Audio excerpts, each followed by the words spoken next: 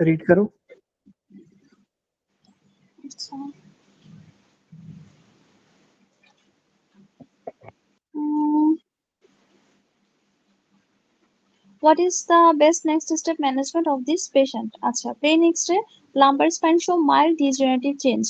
Hemoglobin 12.9, platelet count 2,50,000, leukocyte 10,700, and erythrocyte ESR 75. আচ্ছা, 60-year-old man come to the emergency department with a 10-day history of malaise and lower back pain. He has taken high-dose acetaminophen with no relief. Medical history significant for benign prostate hyperplasia. He also had a urinary tract infection treated with antibiotics 3 weeks ago. He reported resolution of urinary symptom, temperature 38, blood pressure 120 by 76, pulse 90, respiration 16. Physical examination show excruciate tenderness over the lumbar 4, lumbar 5 vertebra and local paravertebral muscle spasm. Neurologic examination show 2 plus deep tendon reflex and 5 by 5 muscle strength in all extremity. The straight leg raise test is negative at 60 degree. The prostate is mildly enlarged and non-tender. Laboratory results are as follow. Laboratory result I already told that thing. Now they are asking what is the best next step management of this patient.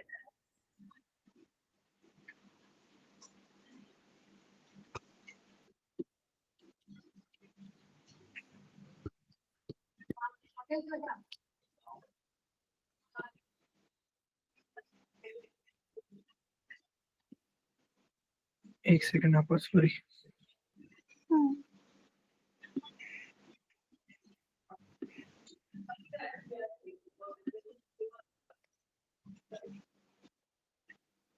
Okay.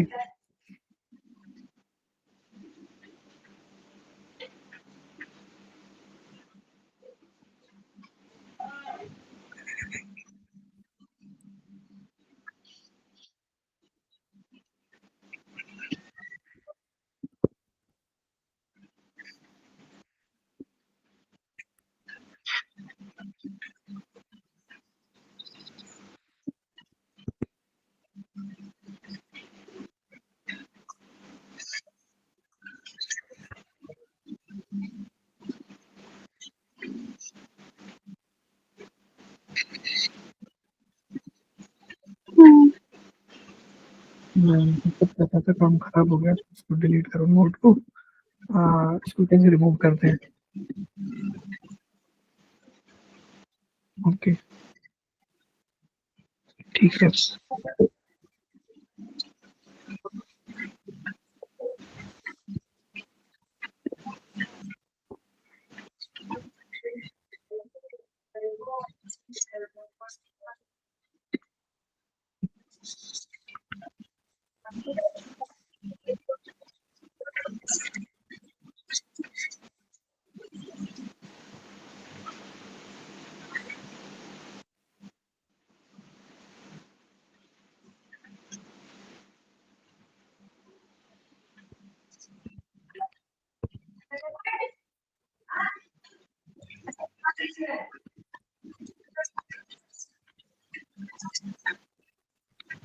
Okay ठीक है। physical examination shows execute and for the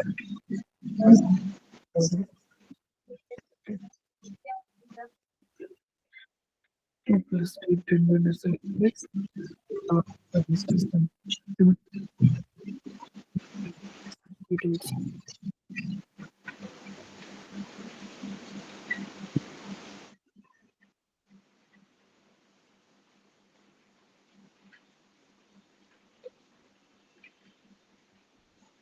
क्या attempt कर रही हो आप इसमें?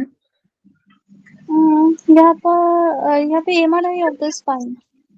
Also, any low back pain. Any low back pain we have to do MRI. Any back pain तो हमें एमआरआई करना चाहिए। सही। ये तुम न्यूरल मसला देखने जा रही हो कोई? हाँ। सही कह रही हो। Imaging in non-traumatic acute back pain. Imaging in non-traumatic acute back pain. Imaging in non-traumatic acute back pain. Acute back pain अगर 4 से 6 वीक्स से कम का हो और less than 4 to 6 weeks without history of trauma, significant neurologic deficits, urinary retention or incontinence, sudden anesthesia. क्या कह रहा है ये? सिग्निफिकेंट न्यूरोलॉजिक डेफिसिट हो तो आप इमरजेंसी एमआरआई करोगे। उसमें कौन से हैं कि यूरिनरी इन्फेक्शन हो जाए, इनकॉन्टिनेंस हो या सडन एनेस्थीसिया हो।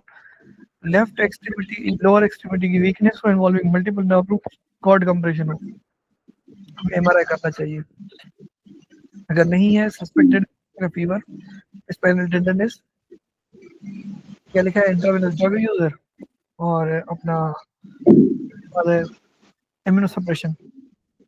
हाँ एमआरआई करो और कंसीडर करो एक्सरे, ईएसआर और सीआरपी साथ में। सस्पेक्टेड मैलिग्नेंसी अगर स्टिल है तो ये नहीं है, और सस्पेक्टेड इन्फेक्शन नहीं है लेकिन सस्पेक्टेड मैलिग्नेंसी मैलिग्नेंसी है आपको। करंट और recent cancer history, systemic symptoms for example weight loss, multiple cancer risk factors, अगर सब है तो एमआरआई करो, ईएसआर सीआरपी ठीक है। अनकॉम्प्लिकेटेड बैक पेन है, no imaging needed, continue pain management. ये एल्गोरिथम मतलब हमें समझना चाहिए, याद करना चाहिए। ओके ये लो सही।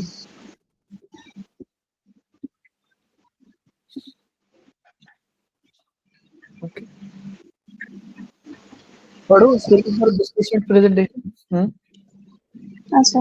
So this patient presentation of fever, back pain, and focal spinal tenderness suggests vertical osteomyelitis, most likely due to hematogenous spread of his recent urinary tract infection. Staph aureus account for about half of pyogenic spinal osteomyelitis cases. However, other pathogens, including gram-negative bacilli, likely in this patient can cause osteomyelitis.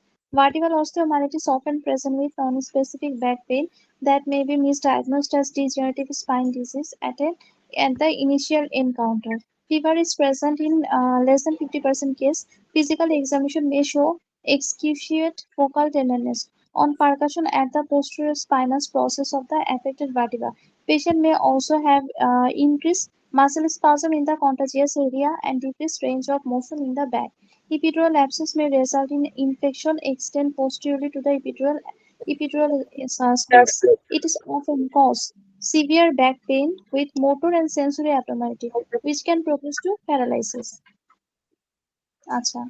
So 50% case it present with vertebral osteomyelitis, and epidural abscess may result if the infection extend posteriorly into the epidural space. It often cause severe back pain with motor and sensory abnormality, which can progress to paralysis. Acha. Initial workup includes complete blood count, blood culture positive 50 to 70% of patient, ESR or C reactive protein leukocyte count may be normal, but ESR and CRP are usually markedly elevated. Plain X-ray may show vertebral collapse in advanced case, but is often normal in vertebral osteomyelitis. MRI is the imaging modality with highest sensitivity for suspected vertebral osteomyelitis. अच्छा, तो if we suspect osteomyelitis, we have to perform MRI. It can also detect epidural abscess and cord compression. So MRI can detect the epidural abscess and cord compression, which need which needs surgical treatment rather than antibiotic alone. Radionuclide bone scanning suggests gallium in an alternative for patients who cannot undergo MRI. CT-guided aspiration and culture of infected vertebral disc space or bone are needed to confirm the diagnosis. Achha, CT-guided aspiration and culture, infected intervertebral disc space or bone are needed to confirm the diagnosis. আচ্ছা তো education objective vertebral osteomyelitis usually present with fever, back pain, focal spinal tenderness. Evaluation include blood culture, inflammatory marker, ESR or C-reactive protein. अच्छा MRI is the modality of choice for diagnosis and followed by CT-guided bone biopsy. Screen नहीं खुली हुई मतलब आपके पास है ना, अपने उससे देख रहे हो? हाँ ओके हाँ cause यहाँ पर जो लाइन है ना वो थोड़ा सा स्मॉल है, okay that's why I strain. कोई मसला नहीं, ठीक है चलो।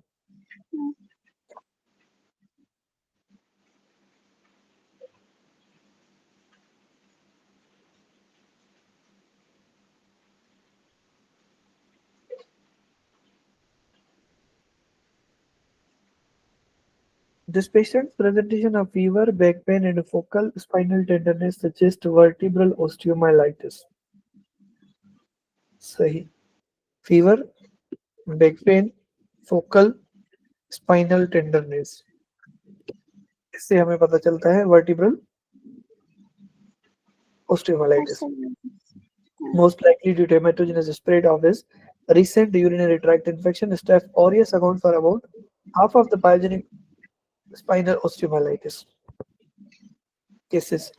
However, other pathogens, including gram-negative bacilli, likely in this patient can cause osteomyelitis. Normally, Staph aureus करवाता है, लेकिन ग्राम नेगेटिव बैसिलाई भी करवा सकते हैं, जो कि जैसे इकोलाई वगैरह हैं, तो वो आपके यूरिनरी ट्रैक्ट इन्फेक्शन से ज्यादातर लगते हैं आके. Vertebral osteomyelitis often presents with non-specific back pain that may be misdiagnosed as degenerative spine disease.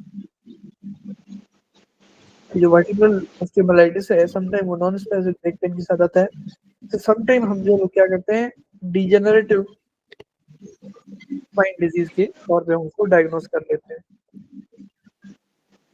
क्या यानी मतलब हम उसको ऑस्टियोपोरोसिस समझ लेते हैं, सही ना. Fever is present in 50% of the cases. Physical examination should execute focal tenderness. ठीक है. On percussion at the posterior spinous process of the affected vertebrae, patients may also have increased muscle spasm in the contagious area and decreased range of motion in the back. Patients may also have increased muscle spasm in contagious area and decreased motion in the back. अच्छा, ये अगर आपको highlight करना हो ना, आप एक तो तरीका है नीचे जाओ, ठीक है. दूसरा ये कि यहाँ पर तुमने हाईलाइट किया येलो कलर के लिए, तो कीबोर्ड पर वाई प्रेस करो, ठीक है. ये तुमने इसको मार्क किया ऐसे माउस के, ये बी पे, कीबोर्ड पे बी प्रेस करो, ये ब्लू हाईलाइट हो जाएगा. रेड के लिए आर, येलो के लिए वाई, जी के लिए ग्रीन के लिए जी, सही है. और अगर रिमूव करनी हो तो एच. अच्छा. समझ आ गया. ओके. हाँ. एपिड्यूरल एब्सेस, इसका ये फायदा है कि एक उंगली जो है वो उस पे रख लो आर पे, नहीं दूसरी से आप ये हाईलाइट करते जाओ. Okay. Epidural abscess may result if the infection extends posteriorly into the epidural space. It often causes back pain with sensory, motor, and sensory abnormalities, which can progress to paralysis. सही बात है कि epidural abscess जो है वो हमारी इस तरह से प्रोग्रेस करेगी. Nice. Initial workup includes CBC blood culture positive in 50% to 70% of the patients, and erythrocyte sedimentation rate or C-reactive protein. Leukocyte count may be normal, but ESR and CRP are usually markedly elevated. Plain X-ray may show vertebral collapse in advanced cases, but it is often normal in early vertebral osteomyelitis. MRI is the imaging modality with highest sensitivity for suspected vertebral osteomyelitis. Soft tissue के लिए हम या bone के लिए MRI use करते हैं, वैसे भी सही. Gold standard. It can also detect epidural abscess and cord compression, which need surgical treatment rather than antibiotics alone. Radionuclide bone scanning using gallium is an alternate for patients who cannot undergo MRI. ये scintigraphy है रेडियोन्यूक्लियोटाइडिंग वाला, रेडियोन्यूक्लियोटाइड bone scanning, ये कुछ और चीज है. ये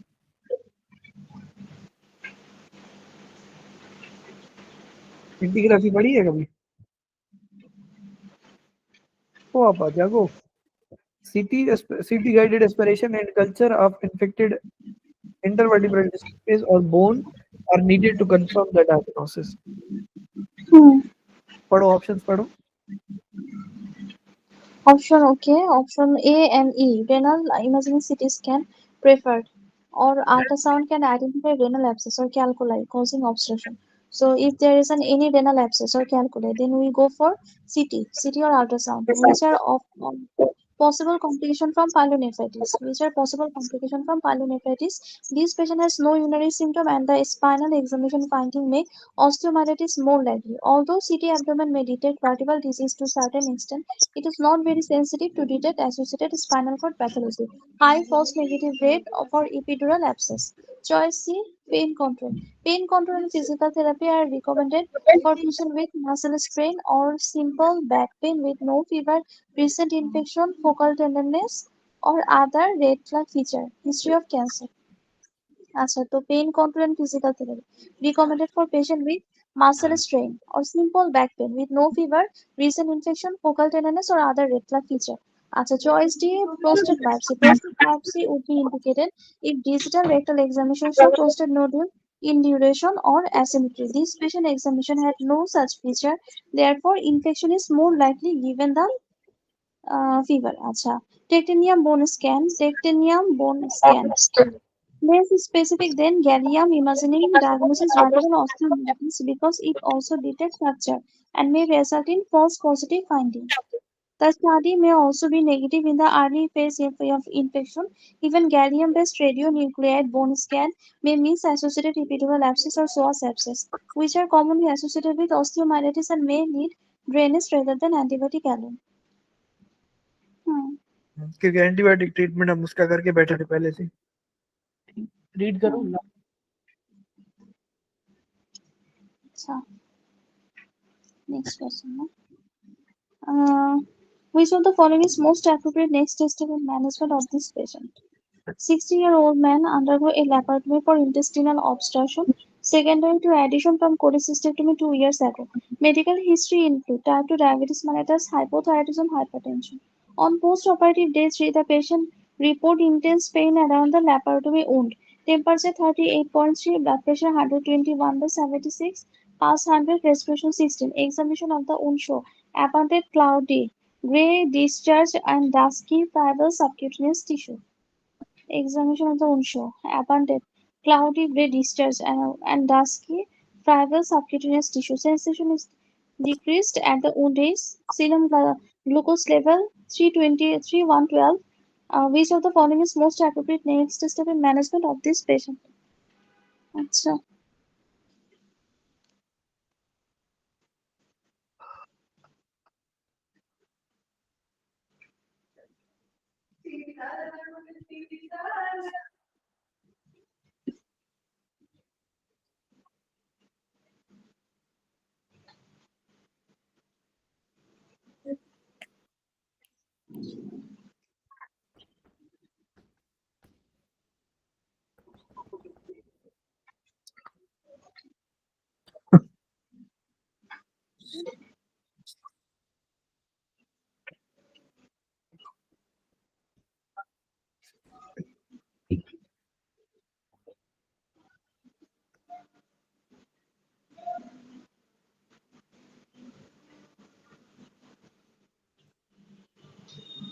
done.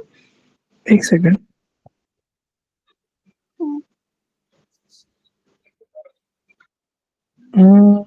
ठीक है, बताओ आप क्या कर रहे थे इसमें? আচ্ছা surgical debridement, parenteral antibiotic and surgical debridement. पारेंटरल सही। Cloudy grey discharge, dusky friable subcutaneous tissue.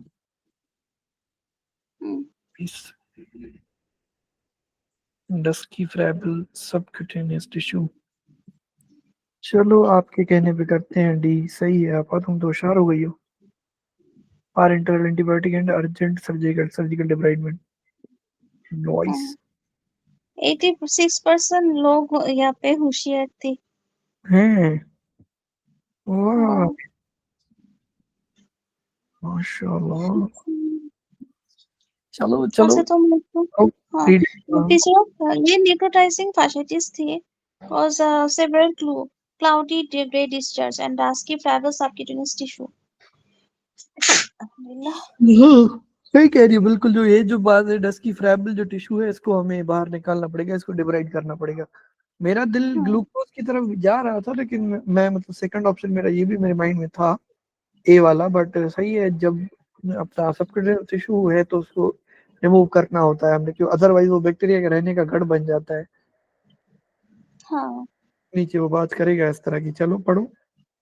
अच्छा this patient has sign symptom Features okay are first clarified.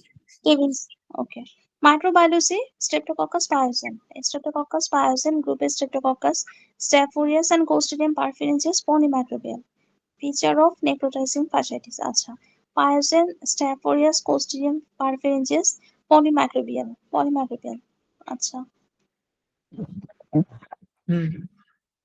Then pathogenesis. Pathogenesis bacteria or spread rapidly through the subcutaneous tissue and deep fascia, the undermining the skin. Undermining the skin most common involve the extremity and perinatal region.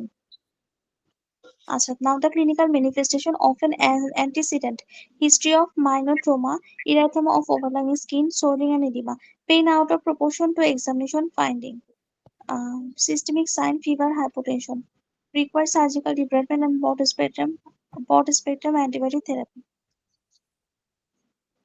This patient has sign and symptoms suggestive of necrotizing surgical site infection, which may cause mm,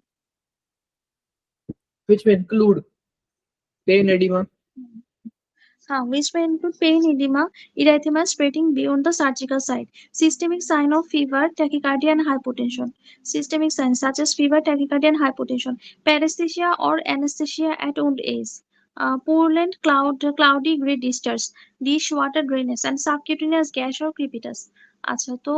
Necrotizing surgical site infection include pain, systemic sign, paresthesia, anesthesia at wound age, purulent cloudy gray discharge, dishwater drainage, and subcutaneous gash or crepitus. Necrotizing surgical site infection occur more commonly in patients with diabetes mellitus and are usually polymicrobial. These infections are considered emergency. These infections are considered emergency if they involve the facial plane and progress to necrotizing fasciitis. The most important step in management is surgical exploration to assess the extent of the process and debride necrotic tissue. আচ্ছা, adjuvant therapy, the extent of the process and or adjuvant therapy, including broad spectrum antibiotic, adequate hydration, and tight glycemic control are also important but are necessary to secondary to surgical intervention. Secondary to surgical intervention ये सब चीजें करनी है लेकिन बाद में broad spectrum antibiotic चलाओ, adequate hydration करो, टाइट ग्लाइसेमिक कंट्रोल करो, लेकिन सर्जिकल इंटरवेंशन इसलिए क्योंकि जो डायबिटिक बंदा है इसमें पॉलीमाइक्रोबियल होता है। ये आपके जो नेक्रोटाइजिंग फेशियाइटिस है या जो नेक्रोटाइजिंग सर्जिकल साइट है वहां पर आपके जो चाचे मामे बैक्टीरिया हैं वो बहुत ज्यादा वहां पे स्टे हो जाते हैं, गढ़ बन जाता है, उनका घर बन जाता है। इसलिए पहले उनको उतारो फिर आगे की बात करो। छत्ता उतारो उनका, क्या छत्ता बोलते हैं हमारे यहाँ, पता नहीं किसको बोलते हैं, खैर बहरहाल जाले को बोलते हैं, मकड़ी का जाला होता है ना उस तरह का। ठीक है, तो purulent cloudy grey discharge, dish water drainage, pain, edema, erythema spreading beyond the surgical site, systemic signs such as fever, tachycardia or hypotension, paresthesia or anesthesia at wound edges, subcutaneous gas or crepitus, subcutaneous gas or crepitus। चलो पढ़ो आगे educational objective.